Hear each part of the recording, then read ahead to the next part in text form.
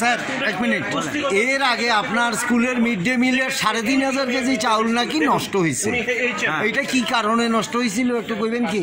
আচ্ছা, ওটা হচ্ছে শুনেন, আমার স্টুডেন্ট যেই প্রতি মাসে আমি স্টুডেন্টের যেই সংখ্যা বাড়াইতেছি 193 জন, 6 to 8 এর পুরো স্টুডেন্ট, কিন্তু তারে চালের যে ইয়েটা মানে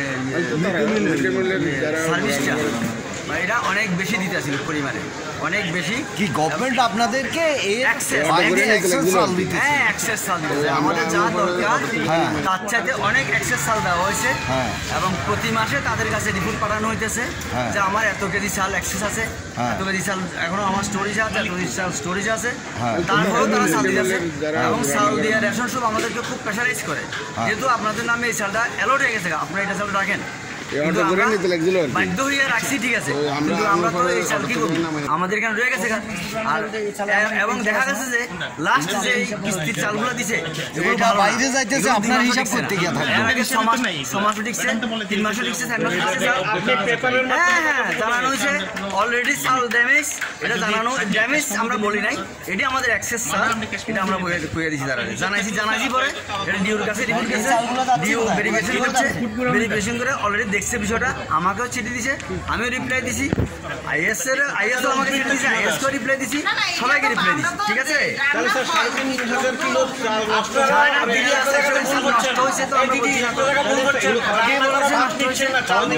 আমার কি ক্ষমতা আছে বলা? না, ওই চালগুলো কি করছে? ও আছে আমাদের স্টোর রুমে আছে চালগুলো, আপনারা গিয়ে দেখতে পারেন।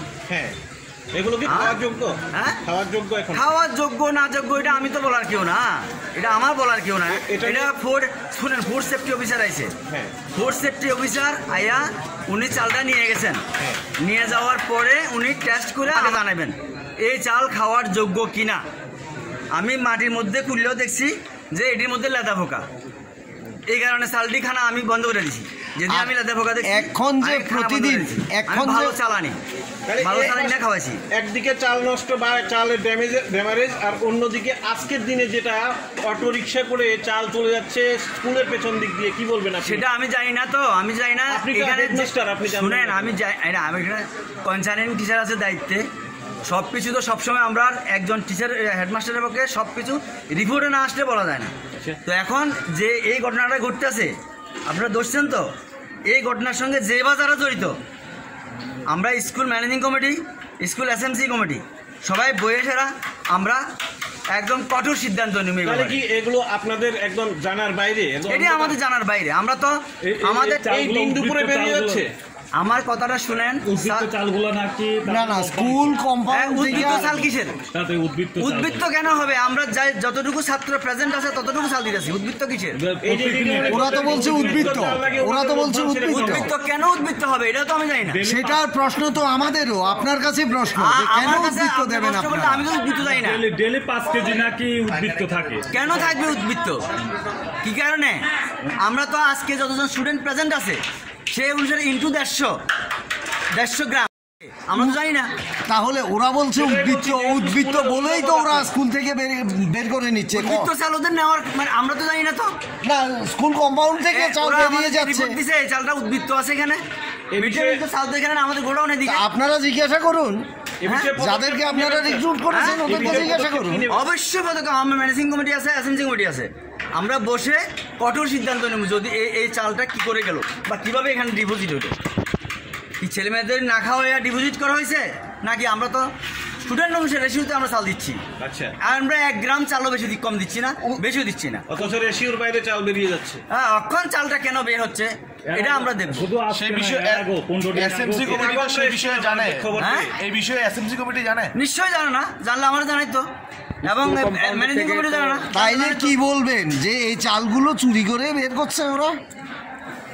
এখন না, এখান থেকে চাল চুরি হচ্ছে, আমাদেরকে উইদাউট এনি ইনফরমেশন এই চালগুলো নিয়ে যাওয়া হচ্ছে, খুব খারাপ কাজ, এটা অন্যায় কাজ। হ্যাঁ, এটা খুব অন্যায় কাজ, এটার বিরুদ্ধে আমরা অ্যাকশন নেব।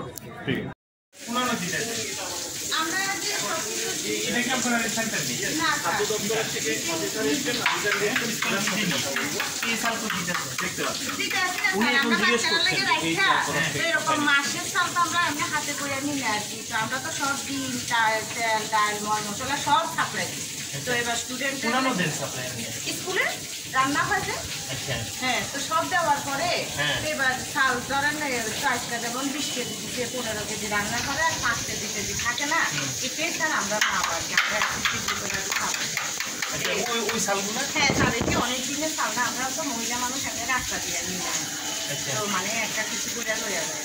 স্যার এর আগেও এই স্কুলে 3500 চাল নষ্ট হওয়ার রেকর্ড আছে। আমরা মিড ডে মিল চালাই দিচ্ছি, যে আমরা হ্যাঁ, দেখতে পাচ্ছেন ওনারা বলছেন যে লভ্যাংশের চাল নাকি। হ্যাঁ হ্যাঁ স্যার, হ্যাঁ লভ্যাংশের চাল, গভর্নমেন্টের চাল কি আপনি যেমনি কি না না তো যেমনি তো বাইরে করতে চাইছি না স্যার, তারা করতে চাইছে তো আমি জানি না, আমরা তো এরকম মানে মহিলা মানুষ নিতে পারি না, আমরা এত বিদ্যুৎ করে চালাই দিচ্ছি, তখন ওই একটু ভ্যান করে মহিলা মানুষের এত চাল এমনি রাখতে।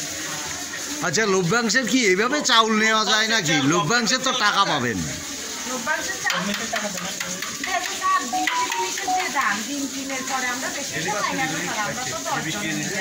তাইলে বাচ্চাদেরকে কি কম খাওয়াইয়া চালগুলো উদ্বৃত্ত করা হয়? তাইলে এই চাল আসে কোথা থেকে? বাচ্চাদের খাওয়ার ক্ষেত্রে লভ্যাংশের কথা কি করে আসে? বাচ্চাদের নির্দিষ্ট পরিমাণে স্টুডেন্টদের খাওয়া সাপ্লাই দেওয়ার পর চাল বাসে কি করে? ওই তো ডিমটা 1500 টাকা করে দিই, আমরা ডিমটা আনলাম, তেল মশলা আমরা আলু দেখতেই পাচ্ছেন ওনার কথায় পুরোটাই অসংলগ্ন। যিনি চাল ঠিকঠাক করে বা এর কত কেজি চাল লাগবে বা কোন জায়গাতে না একটু ভর্তি করার কত কেজি আলু পেঁয়াজ যেগুলো সব জায়গায় এখন লাগবে, আর এগুলো লাইফাংশ গভর্নমেন্টের থেকে লাইফাংশ আমরা বাইরে পাঠিয়ে দিতে পারতেন, তাহলে স্টুডেন্টের এভাবে যদি ম্যাটেরিয়ালস বাইরে যায় স্যার, ম্যাটেরিয়াল যদি বাইরে যায় তাইলে তো বোঝা যাইতেছে বাচ্চাদেরকে কম খাওয়ানো হইতেছে না। বাচ্চারা কম না খাওয়াইলে কি করে উদ্বৃত্ত চালাইয়ে? 20 কেজি চাল দেওয়া হয়েছে, তারা কইছে 15 কেজি রান্না করে। স্যার সবসময় 20 কেজি চাল দেওয়া হলে 15 কেজি রান্না, প্রতিদিন 5 কিলো, তাহলে প্রতিদিন 5 কিলো করে প্রফিট। দ্যাট মিন্স কিছু না, ডিমের পেডিও তখন জানেন আপনারা, ডিমের 140 জনের কত কেজি? 20 কেজি। গতকালকেও 140 জন আইছে।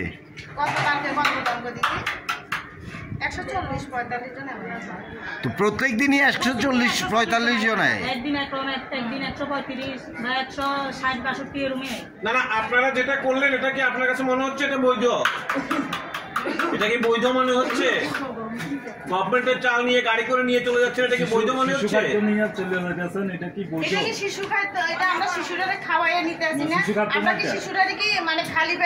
শিশুরারে খাওয়াইলে পরে উদ্বৃত্ত কি করিয়া থাকে? উদ্বৃত্ত কি করিয়া থাকে?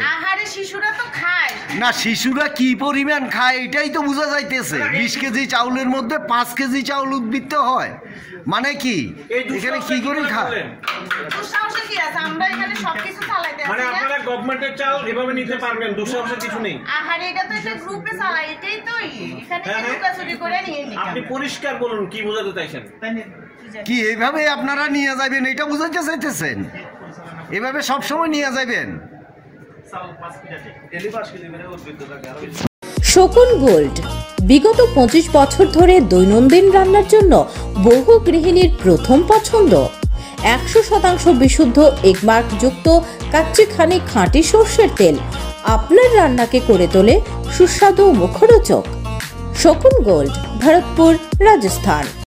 ল্যাপটপ, টিভি বা প্রিন্টার রিপেয়ার করতে হবে? এসি সার্ভিস করা হয়নি? ফ্যান চলছে না? ইলেকট্রিশিয়ান চাইছেন তো?